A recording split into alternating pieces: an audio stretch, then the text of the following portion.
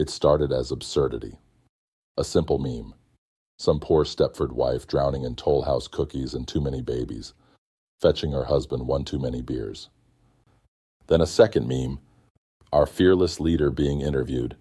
So far, Mr. President, we have war, famine, and disease as your accomplishments. What's next? Is the pale horse waiting in the wings? Funny. The kind of funny where you laugh and then quietly look for a desk to hide under. But here's the thing about seeds. You plant them as a joke, and they grow whether you want them to or not. 2 days later, I can't sleep. Revelations has taken over my pea brain, and what started as sarcasm has turned into something I can't quite laugh off anymore. So let me correct myself first for those of you who actually read Revelation 6. My earlier memes had the order wrong. Let me introduce them properly this time. The red horse. War. This horseman is given a great sword and the power to take peace from the earth, causing individuals to slaughter one another. What a disappointment that a horse this powerful had to be ridden by such a clown. The United States Secretary of War, sword in one hand, Jack Daniels in the other. You would think Project 2025 could have done better. Could have picked someone a little more competent. Maybe Wile E. Coyote. Maybe Yosemite Sam. The most creative way to appear as the smartest man in the room is to fire everyone else with an IQ above 10 and military experience beyond supply clerk. And the way we're going through missiles, rockets, and airplanes, we may be back to throwing stones before this is over. Still more lethal than our fearless leader throwing insults. He does look good on that mighty red steed, though. Hair slicked back, gray one day, black the next, streaked only on Sundays. His makeup team must travel by chariot just to keep him camera ready for the updates on how we're losing the war. Oh, sorry, the $10 billion skirmish. All jokes aside, make no mistake about the seriousness of the role. Project 2025 wanted a puppet. The puppet has gotten loose and unleashed forces that may now be beyond anyone's control. The black horse, famine. This rider carries scales, signifying severe scarcity and economic collapse. A day's wages buys enough wheat for one person, while luxuries remain untouched for those who can afford them. Doge to the rescue. Look at all the children who have gone hungry since USAID was shut down. Sure, there was some corruption, but corruption can be fixed.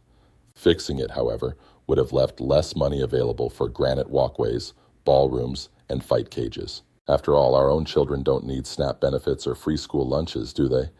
We have a true professional in charge of education now. Soon those children won't have a school to go to anyway. But not to worry.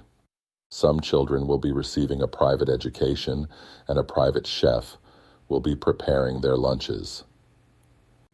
You know which children. The black horse has a primary rider, but when he gets tired, there are plenty of extras waiting to take the steed for a trot. Inflation rising, war driving fuel costs through the roof.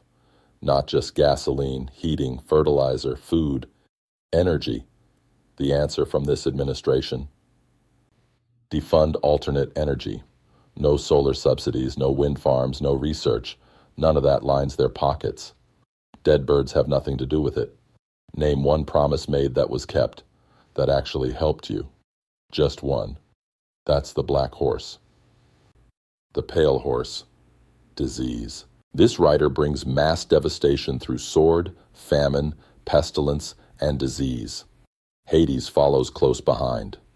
Who looks better astride a sickly pale green horse than our very own Secretary of Health and Human Services? No more vaccinations. Measles returning.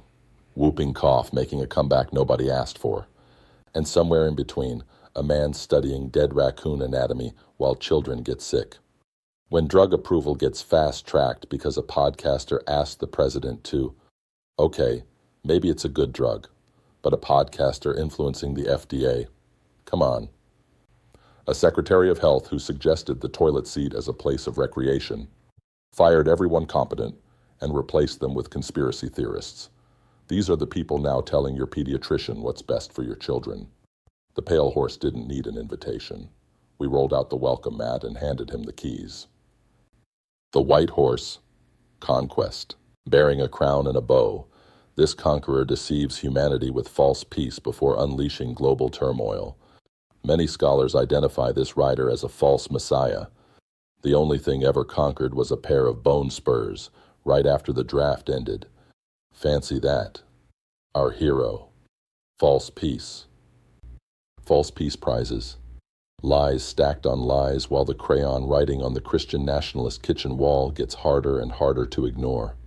And somewhere in that addled or calculating mind, a man on a white horse who has repeatedly, and I want to be clear about this, repeatedly, threatened to push a very large red button. Is he senile or is it an act? Is this Don Quixote with Sancho having lost control? Or is everything going exactly as Project 2025 planned and the chaos is the point? Paranoid minds need to know. Because if you've ever actually read Revelation, the part we're living through right now isn't the scary part. The scary part comes next.